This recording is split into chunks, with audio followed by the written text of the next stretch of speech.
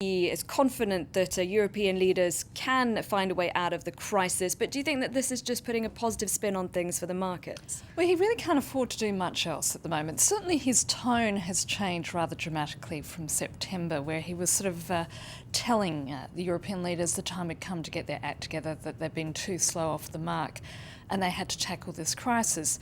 But I imagine what's been said publicly is probably very different to what's been said privately. Clearly, Timothy Geithner and the rest of Washington is very worried about what is happening and whether in fact this summit is going to be able to pull a rabbit out of the hat.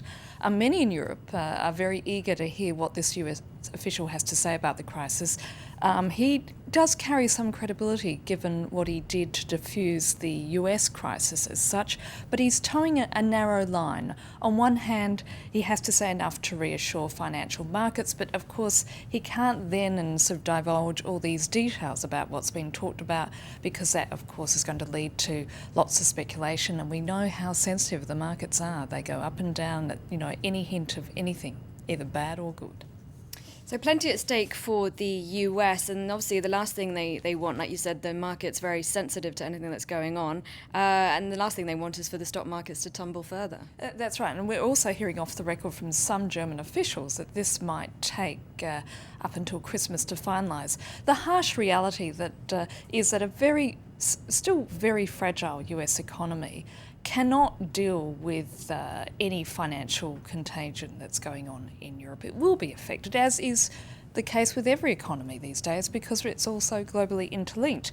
Now, if banks that are sitting on piles of European government debt cut off lending, then the global economy inevitably is going to suffer. The flow of US exports would slow down. There'd be a panic on the stock markets, and that's certainly not what the Obama administration wants.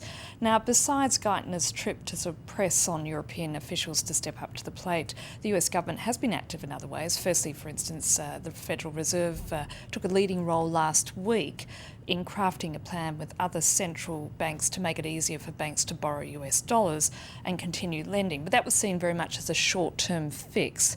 And while it's, the markets went up in a bit of a flurry, it's, as I said, it's not a mid or a long-term scenario. And plus, the US is the biggest contributor to the IMF, which of course is supporting the bailout in Greece, Portugal and Ireland. But, the Obama administration is arguing that Europe has to unite behind a single solution, which is not going to leave any Eurozone nation behind.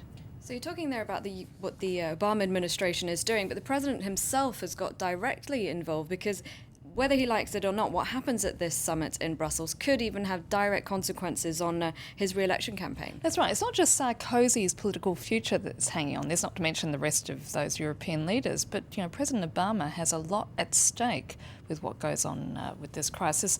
It's a political wild card for the American leader. He could be facing voters with the highest unemployment level of any sitting president seeking re-election since the end of World War II. Now, at the moment, it's 8.6%.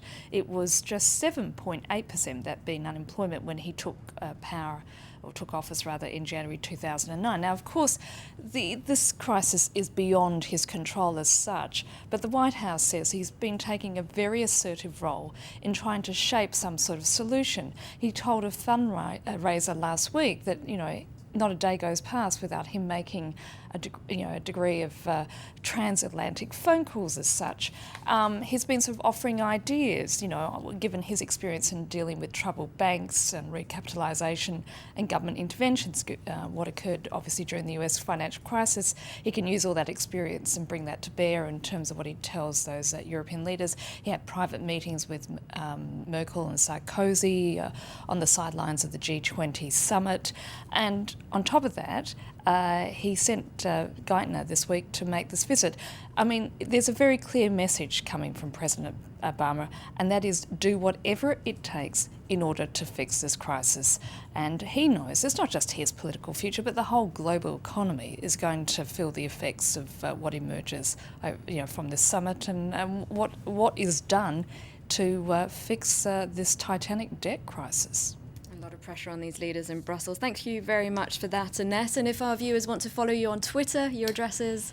As always, @Annette F24, and please feel free to tweet me and tell me what you think. Thanks very much, Annette. Now, here's a word we don't get to use very often on the news, crazy, yet we've heard it twice in the last 24 hours. First, in an interview with US television, Bashar al-Assad said only a government led by a crazy person kills its own people, and the Syrian president said he felt no guilt about the crackdown. Then the US said Assad might be crazy for saying such a thing. Wiping his hands of blame. In an interview with American network ABC News, Syrian President Bashar al-Assad said he is protecting his people, not oppressing them. I did my best to protect the people, so you cannot feel guilty when you do your best. You feel sorry for the life that has been lost, but you don't feel guilty when you don't kill people. Assad questioned the credibility of the United Nations, which has said that more than 4,000 people have been killed in Syria over the last 9 months. But Assad says that number is closer to 1,000 and says most of the victims are supporters of his government. He said any deaths of protesters are mistakes and denied responsibility for attacks on civilians. They are not my forces. They are military forces, belong to the government. Okay, but you're I the don't government. own them. I'm president. Okay. I don't own the country, so they're not No, my but forces. you have to give the order. No. Not by your command? No. We don't have, no one's command. There was no command to kill or to be brutal.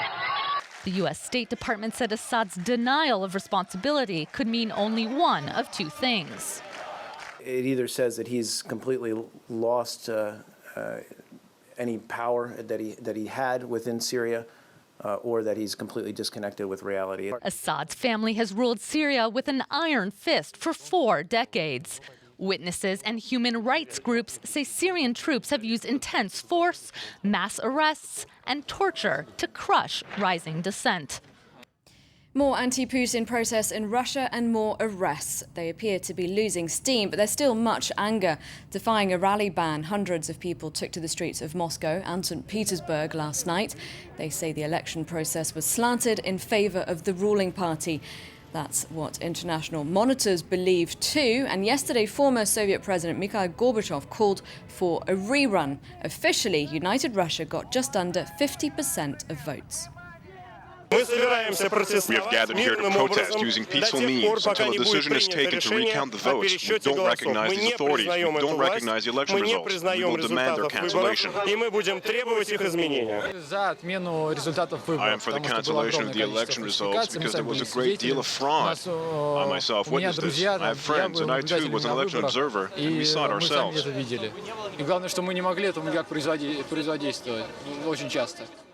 Dozens of arrests in Washington, D.C. yesterday too, protesting against the influence of money in politics. Members of the Occupy movement shut down sections of K Street. That's the symbolic hub of the U.S. lobbying industry. Protesters chanted, "We are the 99%. I think that they are demonstrating democracy in action. This is democracy. Like I said, I think they're heroes. I think their rights are being squashed. Obviously, they're in the middle of the road, given. But that being said, this is a true American protest. These people are heroes. They're standing up for American rights. They're standing up. They're all types of people. We have veterans in there. We have all types of races, all types of religions. So yesterday, another raid on a protest camp, this time in San Francisco. Scores of people were arrested and about 100 tents removed. The US pullout from Iraq continues with just over 3 weeks to go before the deadline for withdrawal. Yesterday, Wednesday, the US went from operating 5 bases to 4. And our reporter James Andre was there at the Al-Assad Air Base handover ceremony. This is Iraq's largest military base, 30 kilometers by 30. A huge Air Force complex with its runways and a maze of underground corridors and warehouses. The US soldiers are packing up. In a few minutes, this will be an Iraqi facility. We now take control of the base. The ceremony is simple, a few papers to sign, and the Americans are left with just 4 bases to evacuate. No, I do not feel like we're abandoning the Iraqi people. We've had, several years of partnership with them and training, and it's a natural conclusion where we step further into the background, and they assume the front role and responsible for governing and protecting their country. The last American soldiers will be on their way home by the end of the month, leaving the Iraqi army on its own to defend the country. Our first challenge is to improve our military bases, strengthen the Iraqi Air Force and defend our airspace. According to the head of the Iraqi Air Force, the country will be unable to defend its airspace from foreign threats before 2020. Now, plans to build a new defence ministry here in Paris have hit a snag. In February, the French company Bouygues beat other construction firms to develop the massive complex. But now there are allegations that selection process may have been tainted. It's being held as the French Pentagon, a multi-billion-euro project to build a new military headquarters in southern Paris. French construction group Bouygues was awarded the €3 billion contract, a sum the government will pay out over 27 years beginning in 2014. This amounts to between 100 and 150 million euros per year. But on Wednesday, news broke that the deal might be rotten. The satirical weekly Le Canard Enchaîné reported prosecutors were launching a probe after allegations of corruption and favoritism. An anonymous source said that Bouygues obtained project specifications in advance from a government employee. I don't have an opinion yet. I first heard of it when I read Le Canard Enchaîné. But of course, the Defense Ministry is willing to cooperate in whatever way is required. The leak is thought to originate within the Defense Ministry. A senior official is suspected of leaking details to Bouygues, giving the firm an unfair advantage over the other construction groups bidding on the project. Now 2 judges will lead an investigation, charged with figuring out if the allegations are true. French lawmakers responded with dismay. If it's true, it's quite worrying. We expect to live in a state where there's no corruption. I really don't want to see a political element behind all this. Sadly, this government continues to give us reasons to be suspicious. Bouygues has said that it won the project fairly and was shocked by the allegations. The group added that it had yet to be contacted by investigators. And finally, decorating a Christmas tree is one way of ushering in the festive season, and this is another, setting